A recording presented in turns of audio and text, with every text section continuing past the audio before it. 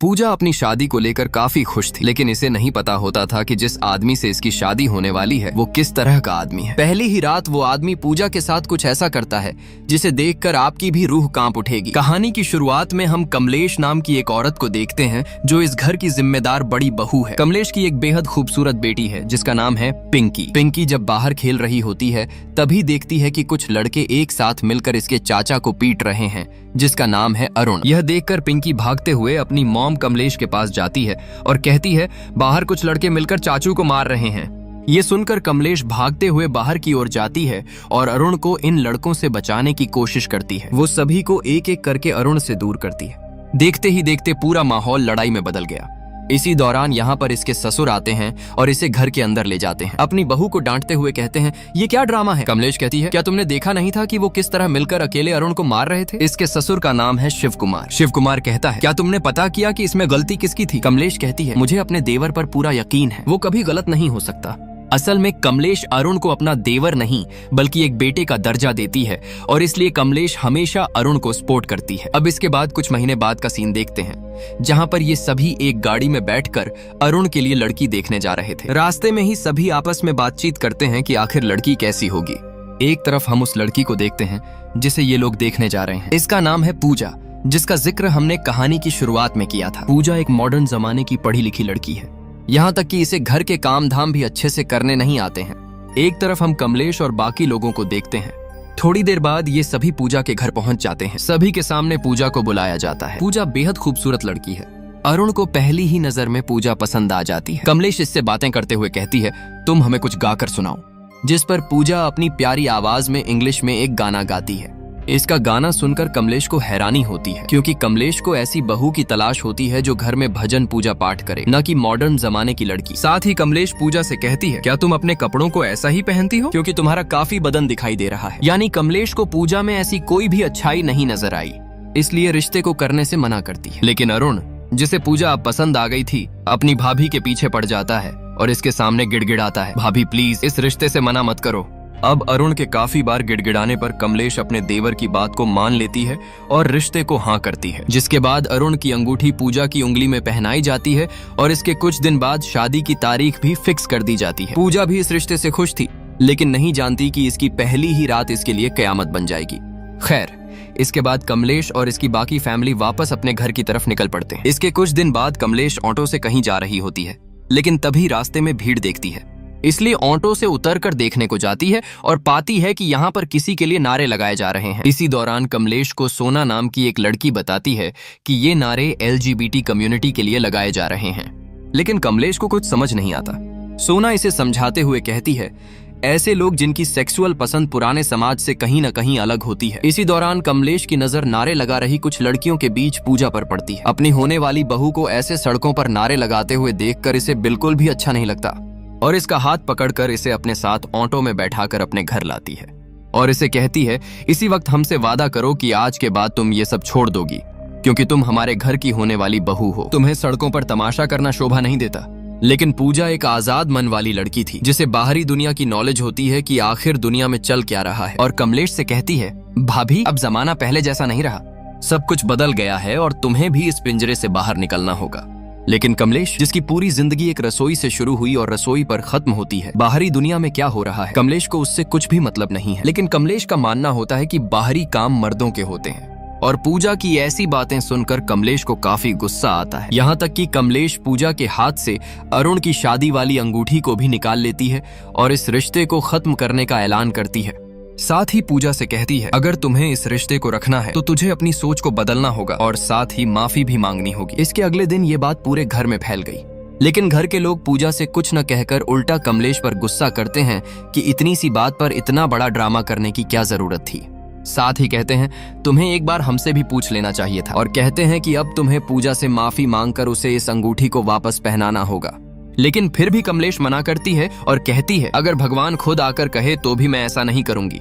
लेकिन अरुण पहले की तरह इस बार भी अपनी भाभी के सामने गिड़गिड़ाते हुए आता है और भाभी भाभी कहते हुए इस बार भी अपनी भाभी को मना लेता है। कमलेश भी अरुण की बात को नहीं टालती और अब पूजा से बात करने को तैयार हो जाती है। इसके थोड़ी देर बाद कमलेश पूजा के पास ऊपर छत पर जाती है और इसे कहती है, मुझे सही और गलत की ज्यादा नॉलेज नहीं है। मैंने बचपन से घर का काम संभाला है, मुझे बाहर के काम से कोई मतलब नहीं रहा। यहाँ तक कि मैंने ज्यादा पढ़ाई भी नहीं की और मुझे सही और गलत को समझने में काफी वक्त लग जाता है। यानी कमलेश बात को घुमा फिराकर पूजा से माफी मांगती है। कमलेश को इस तरह से बात करते देख पूजा भी अब कमलेश की बातों को भुला देती है, जिसके बाद दोनों नीचे आते हैं और कमलेश सभी के सामने अंगूठी को पूजा को पहनाती है। अब सब कुछ ठीक हो गया, सभी के चेहरे पर हंसी थी। साथ ही अब शादी की तारीख भी फिक्स कर दी गई। इसके कुछ दिन बाद आखिर वो दिन आ ही गया जिस दिन अरुण और पूजा की शादी है। चारों तरफ खुशी का माहौल था, लेकिन पूजा की तबीयत ठीक नहीं थी क्योंकि आज पूजा को बुखार था। इसलिए पूजा की दोस्त सोना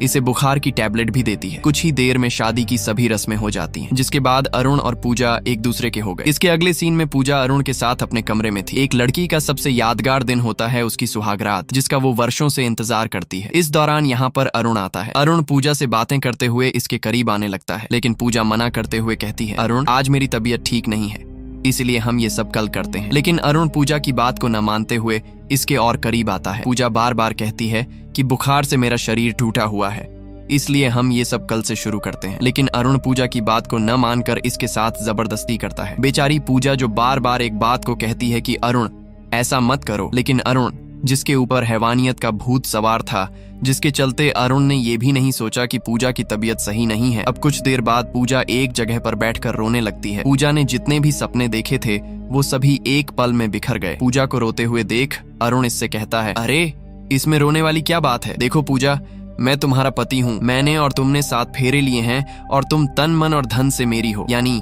अरुण को पूजा की फीलिंग्स से कोई मतलब ही नहीं है। अरुण का जो मन किया वो पूजा के साथ हुआ। पूजा कहती है, तुमने मेरे साथ गलत किया है। ये सुनकर अरुण को गुस्सा आता है और कहता है, इसमें गलत क्या किया? मैं कोई गैर मर्द नहीं हूँ, और अगर तुम्हें लगता है कि मैंने गलत किया है तो जाओ बाहर जाकर सभी को बताओ कि मैंने आखिर तुम्हारे साथ क्या गलत किया है। यहाँ तक कि अरुण पूजा को खींचते हुए दरवाजे से बाहर कर देता है। बेचारी पूजा, जिसके कपड़े बिखरे हुए थे, मुंह का नक्शा बदला हुआ है, दरवाजे के बाहर आकर खड़ी हो जाती है। पूजा चाहती तो पूरे घर में इस बात को बता सकती थी, लेकिन देखा जाए तो पूजा के पास सही से बताने का कोई तरीका भी नहीं था। साथ ही बाहर बैठी कमलेश, जिसके पास आसपास से कुछ औरतें भी बैठी हुई थीं। कमलेश सभी से कहती हैं, घर में चाहे बम फट जाए लेकिन इज्जत के साथ तमाशा नहीं होना चाहिए। ये सुनकर पूजा एकदम दंग रह जाती है और समझ जाती है कि अगर मैंने किसी को इस बारे में कहा तो उल्टा मुझे ही सुनना पड़ेगा, क्योंकि यह समाज ऐसा बिल्कुल नहीं है जैसा मैंने सोचा है। क्योंकि इस समाज में आज भी औरतों को सिर्फ मर्दों की एक जरूरत समझा जाता है, उन्हें घर में बड़े फैसले लेने का कोई अधिकार नहीं है। कमलेश की ऐसी बातें सुनकर पूजा अपने आंसू पोंछते हुए वापस अरुण के कमरे में लौट जाती है। पूजा को लगता है कि अरुण को कहीं ना कहीं अपनी गलती का एहसास हुआ होगा, लेकिन ऐसा बिल्कुल भी नहीं था, और कहता है, मुझे पता था तुझ में इतनी हिम्मत है ही नहीं कि तू बाहर जाकर सबको बता सके, और अपना गुस्सा निकालने के लिए फिर से इसके साथ जबरदस्ती करता है। बेचारी पूजा, जिसने अपनी शादी के इतने खुशी भरे सपने देखे थे, वह सब एक ही पल में टूट गए। इसका पति जो इंसान नहीं बल्कि हैवान निकला। इसके बाद हम सुबह का सीन देखते हैं जहाँ पर पूजा ऊपर छत के किनारे पर खड़ी हुई थी। इसी दौरान कमलेश की नजर पूजा पर पड़ती है और भागते हुए इसके पास जाती है। कमलेश पूजा से पूछती है, आखिर तुम इस तरह से छत किनारे पर क्यों खड़ी हो? लेकिन पूजा के पास बताने को कुछ भी नहीं था और कहती है, मुझे अपने घर जाना है। हालांकि कमलेश इससे पूछती है कि आखिर हुआ क्या, लेकिन पूजा कुछ न कहते हुए सिर्फ अपने घर जाने की जिद करती है। इसलिए कमलेश इसे अपनी स्कूटी पर बैठाकर इसके घर वापस ले जाती है। पूजा रोते हुए सीधा अपनी माँ के पास जाकर इसे सारी कहानी बताती है कि मेरे साथ क्या क्या हुआ है, जिस पर इसकी मॉम इसे दिलासा देने के बजाय कहती है, अरे बेटी, ये सब तो पति और पत्नी के बीच होता ही रहता है, और अब तुम्हें यह सब हमेशा झेलना होगा क्योंकि तुमने शादी की है, और शादी के बाद पति और पत्नी के बीच यह सब होता है, और इसमें जबरदस्ती जैसा किया वह तुम्हारा पति है, कोई दूसरा मर्द नहीं, और इसे वापस अपने ससुराल जाने को कहती है। बेचारी पूजा, जिसका अब कोई सहारा नहीं था, एक जगह पर बैठकर सिर्फ रोने लगती है। थोड़ी देर बाद कमलेश पूजा को वापस घर की तरफ ले जाने लगती है। तभी रास्ते में शांत मन से पूजा कमलेश से कहती है, मुझे वॉशरूम जाना है। ये सुनकर कमलेश स्कूटी को एक जगह पर रोक देती है। पूजा स्कूटी से उतरकर जाती है, लेकिन थोड़ी ही देर में पूजा कमलेश की आंखों के सामने से गायब हो गई थी। कमलेश पूजा को गली गली तलाश करती है, लेकिन अब इसे पूजा कहीं भी नहीं दिखाई देती। थोड़ी देर में यह बात पूरे घर में फैल गई कि पूजा भाग गई है। शिव कुमार ऐलान करता है, अगर किसी को इस बारे में पता चल गया कि शिव कुमार की नई नवेली बहू दूसरे ही दिन घर से भाग गई तो हमारी क्या इज्जत रह जाएगी। और कमलेश से कहता है कि उसे किसी भी तरह से जल्द ढूंढ कर लो। इसलिए पूरा घर पूजा को जगह जगह तलाश करने लगता है। एक तरफ कमलेश, जो कि पूजा की दोस्त सोना के पास जाती है और इससे बात को घुमाते हुए पूजा के बारे में पूछती है, जिस पर सोना पूजा को कॉल लगाती है, लेकिन पूजा किसी की भी कॉल को रिसीव नहीं कर रही थी। जिस पर सोना कमलेश से पूछती है कि आखिर वजह क्या है, जिस पर कमलेश ना चाहते हुए भी सोना को बता देती है कि वह घर से भाग गई है। सोना अपने दोस्तों से भी पूजा के लिए कॉल लगाने को कहती है। बात के चलते कमलेश सोना से पूछती है, तुम्हारा यह LGBT क्या करता है? जिस पर सोना कहती है, यह उन औरतों की हेल्प करता है जो समाज के नियम और कानून के तले दबी होती हैं, उनके साथ जबरदस्ती की जाती है। लेकिन कमलेश, जो पुरानी ख्यालों की औरत है, उल्टा सोना को ही ब्लेम करती है और कहती है औरत को बाहर नहीं निकलना चाहिए, तभी वो सुरक्षित है। लेकिन सोना इसे एक करारा जवाब देती है और कहती है, जब औरतें अपने कमरे में ही सुरक्षित नहीं हैं, तो बाहर कैसे रहेंगी? थोड़ी देर बाद इनको खबर मिलती है कि पूजा एक सुनसान जगह पर है। कमलेश सोना को अपने साथ लेकर चलती है। थोड़ी देर में दोनों उस जगह के पास पहुंच जाती हैं। सोना पूजा को तलाश करने लगती है और करते करते इसे पूजा दिखाई पड़ती है, जो चुपचाप एक जगह पर बैठी हुई अपने मन को हल्का कर रही थी। सोना इसके पास आकर कहती है, तुम यहाँ पर क्या कर रही हो? तुम्हारी नई शादी हुई है। लेकिन पूजा बस अपनी आंखों में आंसू भर लेती है। सोना इसे पूछती है, अगर कोई बात है तो तुम मुझे बताओ, मैं तुमसे वादा करती हूँ, मैं तुम्हारा साथ दूंगी। दोनों बातें कर ही रहे थे, तभी कमलेश भी आ जाती है और पूजा से कहती है, आखिर तुम्हारी समस्या क्या है? तुम हमसे चाहती क्या हो? ऐसी भी क्या बात हो गई जो तुम बात को यहाँ तक ले आई? जिस पर पूजा हिम्मत करते हुए अपनी भाभी कमलेश को कहती है, अरुण ने मेरे साथ जबरदस्ती की है। मैंने उससे कहा कि मेरी तबीयत सही नहीं है, मगर उसने मेरी बात को नहीं माना और मेरा रेप किया। ये सुनकर कमलेश तेज रफ्तार के साथ पूजा को एक थप्पड़ मारती है और कहती है, वो तुम्हारा पति है, वो जो चाहे कर सकता है। और क्या कहा कि अरुण ने तुम्हारा रेप किया? क्या तुम पागल हो? रेप वो होता है जब कोई गैर मर्द करे, तो उसमें तुम्हारे साथ फेरे लिए हैं, वो जो चाहे तुम्हारे साथ करेगा। जिस पर पूजा कहती है, तो क्या औरत की कोई मर्जी नहीं है? क्या औरत सिर्फ मर्द के लिए खिलौना है? खैर, थोड़ी ज्यादा बहस होने के बाद कमलेश पूजा को वापस घर ले आती है। तभी घर का मालिक शिव कुमार पूजा से कहता है, आखिर तुमने ये क्या किया?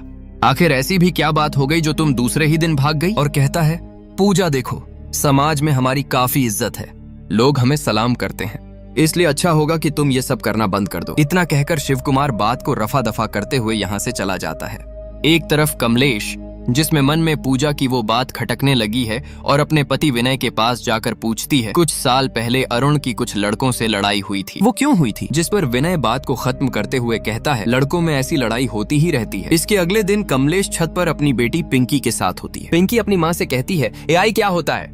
जिसका मतलब कमलेश को नहीं पता होता, लेकिन पास में मौजूद इनकी पड़ोसन कहती है, AI वो होता है जब कंप्यूटर इंसानों की तरह सोचने लगते हैं। ये सुनकर कमलेश हैरान रह जाती है। पड़ोसन कहती है, AI के बारे में अखबार के पहले पन्ने में भी काफी कुछ लिखा होता है। तभी कमलेश को याद आता है कि पूजा भी कांस्टेंट जैसे किसी शब्द का यूज करती है, लेकिन कमलेश को नहीं पता होता कि कांस्टेंट का क्या मतलब है।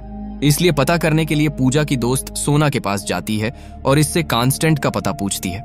सोना कमलेश को लेकर एक दूसरी औरत के पास आती है। ये औरत कमलेश से कहती है, कांस्टेंट का मतलब होता है कि किसी भी काम को करने के लिए सामने वाले का राजी होना।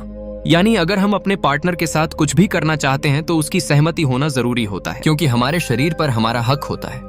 जब तक हम राजी नहीं होते, सामने वाला हमारे साथ जबरदस्ती नहीं कर सकता। कमलेश पूछती है, अगर औरत के मना करने के बाद भी अगर मर्द न माने तो क्या होगा? जिस पर ये लेडी कहती है, उसे एक तरह से रेप कहा जाएगा। ये सुनकर कमलेश बात को दिमाग ही दिमाग में सोचने लगती है कि क्या वाकई पूजा के साथ गलत हुआ है? क्या औरत की सहमति होना जरूरी है? इन सब बातों को सोचती हुई अब कमलेश को लगने लगा है कि पूजा के साथ गलत हुआ है। यहाँ तक कि जिस भी औरत के साथ ऐसा होता है वो गलत है, क्योंकि हमारी भी फीलिंग्स हैं, मन है। यहाँ तक कि आज जो पूजा के साथ हो रहा है, शायद ये सब मेरी बेटी पिंकी के साथ भी हो सकता है। अब कमलेश की पुरानी सोच एक नई सोच में बदलने लगती है। इसके अगले दिन घर वाले अरुण और पूजा को हनीमून पर भेजते हैं। हनीमून पर आने के बाद दोनों एक कमरे में होते हैं। पूजा अरुण से कहती है, मुझे तुमसे डर लगने लगा है, मैं मानती हूँ कि तुम मेरे पति हो। और कहती है, हमें अब सब कुछ भूलकर एक नई शुरुआत करनी चाहिए। पहले क्या हुआ वो सब भूल जाते हैं। हमें पहले एक दूसरे को समझना चाहिए, हमें दोस्त की तरह रहना चाहिए। लेकिन अरुण पहले की ही तरह इस बार भी पूजा के साथ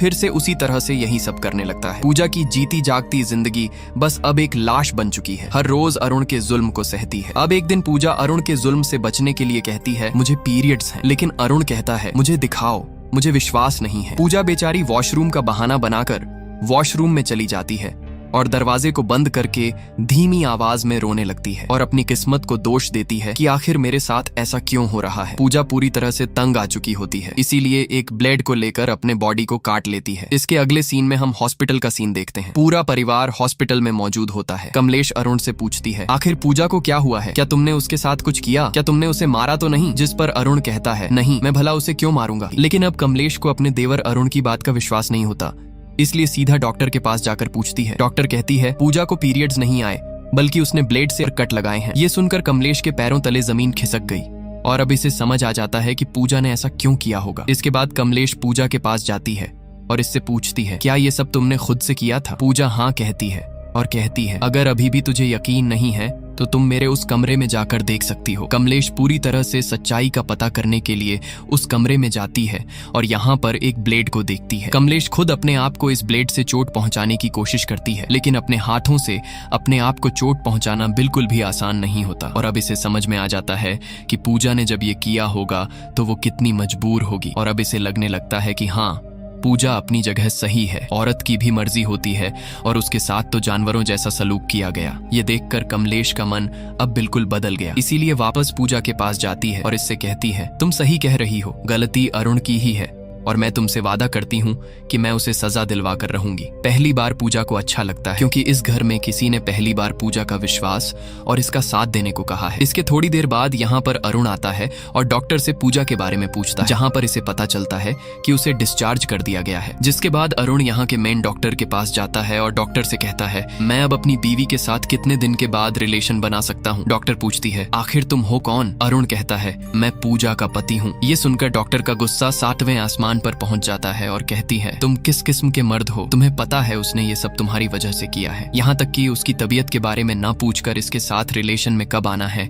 ये पूछने आ गए। डॉक्टर की गुस्से भरी बातें सुनकर अरुण सुन्न सा हो जाता है। तभी डॉक्टर के गार्ड्स अरुण को खींचते हुए बाहर ले जाते हैं और डॉक्टर चिल्लाते हुए कहती है, आज के बाद ये आदमी दोबारा मेरे केबिन में नहीं आना चाहिए। एक तरफ हम कमलेश और पूजा को घर पर देखते हैं। कमलेश पूजा से कहती है, हमें इसके बारे में शिव कुमार को बताना चाहिए, वो जरूर तुम्हें इंसाफ दिलाएंगे क्योंकि उन्होंने आज तक कोई गलत फैसला नहीं लिया और इस बार भी वो सही का साथ देंगे। इसी दौरान अरुण, जो डॉक्टर की गुस्से भरी बातें सुनकर घर वापस लौटता है, पर सीधा पूजा के पास जाने लगता है, लेकिन देखता है कि आज मुंह दिखाई रस्म चल रही है, इसलिए किसी भी मर्द को अंदर जाने की अनुमति नहीं है। अरुण दरवाजे पर खड़े हुए पूजा को आवाज लगाता है। उसकी आवाज सुनकर कमलेश बाहर आती है और कहती है, तुमने पूजा के साथ गलत किया है और तुम्हें इसकी सजा मिलकर रहेगी, यहाँ तक कि तुम्हें जेल भी जाना होगा। अरुण भी बेझिझक कहता है, भाभी, मैंने गलत नहीं किया, पूजा मेरी घरवाली है, मैं जो चाहूँ उसके साथ कर सकता हूँ, उसके ऊपर मेरा पूरा हक है। यानी अरुण ने जो पूजा के साथ किया उससे अरुण को कोई फर्क नहीं पड़ा। अरुण को ये सब बस एक नॉर्मल सी बात लग रही थी।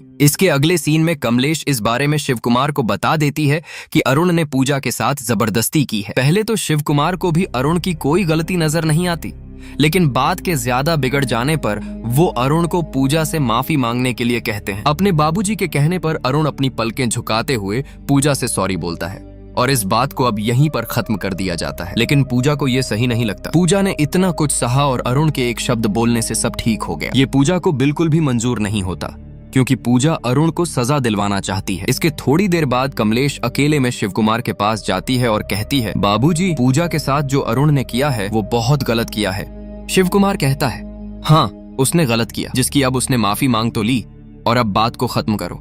लेकिन कमलेश, जो अब अरुण को कानूनी तरीके से सजा दिलवाना चाहती है, शिव कुमार से कहती है, हमें उसे जेल भिजवाना होगा। जिस पर भड़कते हुए शिव कुमार बोलता है, आज तक हमारी चौखट पर पुलिस ने पैर नहीं रखा और कभी रखेगी भी नहीं। मैं कभी भी अपने बेटे को जेल नहीं भेजूंगा। लेकिन कमलेश कहती है, अगर तुम ऐसा नहीं करोगे तो मैं उसे सजा दिलवाऊंगी। जिस पर शिव कुमार ऊंची आवाज में बोलता है, अगर तुम हमारे खिलाफ जा रही हो तो अभी इस घर से निकल जाओ, क्योंकि घर में रहकर तुम घर वालों के खिलाफ नहीं जा सकती। इसके अगले ही दिन दोनों बहुओं को एक रिक्शे में बैठाकर घर से निकाल दिया जाता है। इनके जाते ही विनय अपने बाबूजी से कहता है, बाबूजी, तुम ऐसा क्यों कर रहे हो? शिव कुमार कहता है, तुम फिक्र मत करो, वो अभी नादान कुछ देर इधर उधर भटकने के बाद वापस इसी घर में आ जाएंगी, तुम थोड़ा सब्र तो करो। थोड़ी देर बाद कमलेश वापस आती है और शिव कुमार के पैर छूती है। शिव कुमार को लगता है कि इसे पता चल गया है और अब माफी मांगने आई है, लेकिन ऐसा कुछ भी नहीं होता। बल्कि कमलेश तो शिवकुमार का आशीर्वाद लेने आई है और फिर से चली जाती है। और दोनों इस बार कमलेश के नाना के पास जाती हैं और इसे सारी घटना के बारे में बताती हैं, जिस पर कमलेश के नाना कहता है, मैरिडल रेप जैसा केस आज तक नहीं बना, ऐसे कोई नियम आज तक नहीं लागू हुआ, इसलिए हम इस पर कुछ नहीं कर सकते हैं। लेकिन नाना कहता है कि हम तुम्हारे समाज को सबक सिखाने के लिए उन पर दहेज का केस लगा सकते हैं। ये केस भी खतरनाक होता है, जिससे लोग महीनों महीनों तक जेल में रहते हैं। लेकिन समस्या ये थी कि दहेज के केस में एक नहीं बल्कि पूरी फैमिली जेल जाएगी। इसके लिए कमलेश राजी नहीं थी। कमलेश का मानना होता है कि गलती अरुण ने की है और सजा भी सिर्फ अरुण को ही मिलनी चाहिए, जिसके लिए कमलेश अपने नाना से मना करती है। लेकिन पूजा कहती है कि वो सब गलत है, क्योंकि वो सभी अरुण का साथ दे रहे हैं और जो गलत का साथ दे वो भी गुनहगार होता है। इसीलिए फाइल को तैयार किया जाता है। नाना पूजा से इस केस फाइल पर साइन करने को कहता है, लेकिन तभी कमलेश इस फाइल को लेकर आग में जला देती है, जिससे पूजा रोने लगती है। थोड़ी देर बाद नाना पूजा से कहता है कि तुम फिक्र मत करो, मैंने इस केस को ऑनलाइन अप्लाई कर दिया है। एक तरफ हम सुकुमार फैमिली को देखते हैं, जहां पर पुलिस इसकी पूरी फैमिली को अपनी गाड़ी में बैठाकर ले जाने लगती है। लेकिन रास्ते में ही इनकी बेल हो जाती है, क्योंकि इनको पहले से ही पता था कि वो हमारे ऊपर दहेज का केस ठोक सकती है। इसलिए सुकुमार ने भी उनसे पहले ही फाइल दर्ज करवा दी थी। इसके बाद सुकुमार अपने दोनों बेटे को लेकर पूजा के बाप के पास जाता है। यहाँ पहुंचकर सभी से कहता है कि मुझे पूजा के बाप से अकेले में बात करनी है, इसलिए सभी को बाहर भेज दिया जाता है।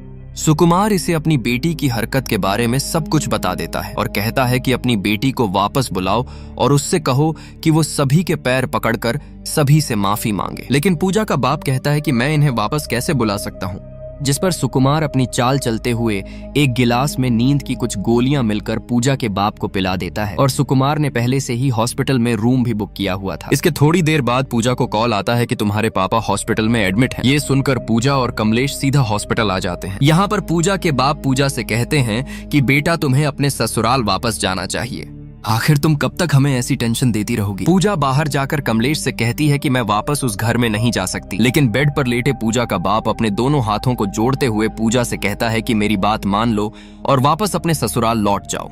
अब अपनी बाप की हालत को देखकर पूजा इंसाफ की उम्मीद हारकर वापस घर लौट जाती है और अब सब कुछ पहले जैसा हो गया, यानी कुछ भी नहीं बदला। कमलेश पूजा को लेकर अंदर जाने लगती है। तभी इनकी दादी, जिसने आज तक किसी से कुछ भी नहीं कहा था, जो सालों से घर के नियम कानून को मानकर चुप रही है, आज पहली बार कमलेश और पूजा से कहती है कि तुम्हें बोलना होगा, ज्यादा नहीं, बस लोगों को बताना होगा कि एक औरत के साथ क्या हुआ है। अगर आज तुम नहीं बोल पाई तो सब कुछ पहले जैसा रहेगा, तुम्हें फिर से वो सब झेलना होगा जिससे डरकर तुम यहाँ से भागी थी। दादी की आवाज में दम था, जो दोनों के सीने में एक तीर की तरह घुस गई थी। इसके अगले दिन सुकुमार घर में एक आयोजन करवाते हैं, क्योंकि इसकी दोनों बहू वापस लौट आई हैं। आसपास की सभी औरतें यहाँ पर मौजूद थीं और यह सबसे अच्छा मौका था सभी को ये बताने का कि एक औरत के साथ क्या हुआ है। पूरी फैमिली को यही उम्मीद होती है कि पूजा कुछ अच्छा बोलेगी। तभी पूजा कहती है कि अरुण ने मेरे साथ जबरदस्ती की है, एक बार नहीं बल्कि बार बार की है। उसने मुझे मेरी इजाजत के बिना छुआ है, यानी अरुण ने मेरा रेप किया है। ये सुनकर सुकुमार खड़ा हुआ और भारी बोल में बोला कि पूजा ये तुम क्या कह रही हो, अच्छा होगा कि तुम अपना मुंह बंद रखो। सुकुमार के भारी आवाज को सुनकर एक पल के लिए पूजा थम जाती है। लेकिन कमलेश, जिसे औरत जात को इंसाफ दिलाना है, अब सामने खुद आती है। सुकुमार यहाँ पर मौजूद सभी से यहाँ जाने को कहते हैं। सुकुमार का हुक्म सुनकर सभी खड़े होकर यहाँ से जाने लगते हैं। लेकिन तभी कमलेश सभी को रोकती है और कहती है कि हमें मर्दों के खिलाफ आवाज उठानी ही होगी, वरना हम ऐसे ही मर्दों के गुलाम बनकर रहेंगे। हमारी तो उम्र निकल गई, लेकिन कभी सोचा कि हमारी बेटियों के साथ क्या होगा। अगर हमने आज आवाज को बुलंद नहीं किया तो हमारी बेटी भी पूजा जैसी जिंदगी काटेगी। यहाँ तक कि पूजा ने तो आवाज उठाई है, लेकिन क्या आने वाले कल में हमारी बेटी की भी आवाज उठा पाएगी? नहीं उठा पाएगी। अगर ऐसा ही रहा तो आने वाली औरत जात की पीढ़ी मर्दों की सिर्फ एक गुलाम की तरह बनकर रहेगी। सभी लोग कमलेश की बात को सुनकर दंग रह जाते हैं। तभी अरुण आकर पूजा को अंदर ले जाने की कोशिश करता है, लेकिन पूजा, जो अब हिम्मत से भरी हुई थी, इसके साथ जाने से सभी के सामने मना करती है। जिस पर गुस्सा होते हुए अरुण पूजा को थप्पड़ मारने की कोशिश करता है, लेकिन कमलेश अरुण के हाथ को पकड़ लेती है और कहती है कि अब इसका फैसला कोर्ट या पुलिस नहीं बल्कि परिवार भी करेगा, और कहती है कि तुम्हें पूजा के पैर छूकर माफी मांगनी होगी, वो भी सभी के सामने। और आज से तेरा घर की किसी भी औरत के साथ कोई रिश्ता नहीं है, यहाँ तक कि जब पिंकी की शादी होगी तो तू उसकी डोली को भी कंधा नहीं देगा। कमलेश की बात से यहाँ पर मौजूद सभी सहमत हो गए थे। अब अरुण के साथ इसके बाप के अलावा कोई भी नहीं खड़ा था, जिससे अरुण के अंदर भरा गुरूर कुछ शब्दों से टूट गया। इसे अब कहीं ना कहीं अपनी गलती का एहसास हो गया होता है और सभी के सामने पूजा के पैर को छूकर माफी मांगता है। लेकिन पूजा अपने पैर पीछे कर लेती है और कहती है कि तुम्हारे एक सॉरी बोलने से मेरे शरीर पर लगे जख्म भर नहीं जाएंगे। आज तुम सबके सामने माफी मांग रहे हो, लेकिन इसकी क्या गारंटी है कि तुम फिर से ऐसा नहीं करोगे? मैं तुझे इतना तो जान चुकी हूँ कि तुम ये सब फिर करोगे। साथ ही इसे कहती है कि हमारे देश में मैरिटल रेप को लेकर अभी तक कोई कानून नहीं बना। अगर होता तो आज तुम यहाँ नहीं बल्कि सलाखों के पीछे होते। और कहती है कि आज नहीं तो कल शायद ये कानून बन ही जाएगा, और जिस दिन ये कानून लागू होगा उस दिन मैं अपना पहला केस तुम्हारे ऊपर करूंगी। सभी लोग एकदम शांत रहकर सुन रहे थे। किसी की भी इतनी हिम्मत नहीं हुई कि पूजा और कमलेश के खिलाफ बोल सके। सुकुमार, जो वर्षों से अपने समाज की परंपरा को संभालते हुए आया है, कभी भी किसी के सामने नीचा नहीं देखा। आज पहली बार काफी लोगों के सामने इसका तमाशा बनकर रह गया और कुछ कर भी नहीं पाया। अपनी बात को खत्म करके पूजा यहाँ से जाने लगती है और इसी के साथ साथ कहानी खत्म होती है। दोस्तों, उम्मीद करता हूँ कि आपको ये कहानी पसंद आई होगी। अगर पसंद आई है तो वीडियो को लाइक और चैनल को सब्सक्राइब जरूर कर देना। जब तक मिलते हैं हमारी किसी इसी तरह की अमेजिंग कहानी के साथ, तब तक के लिए बाय बाय।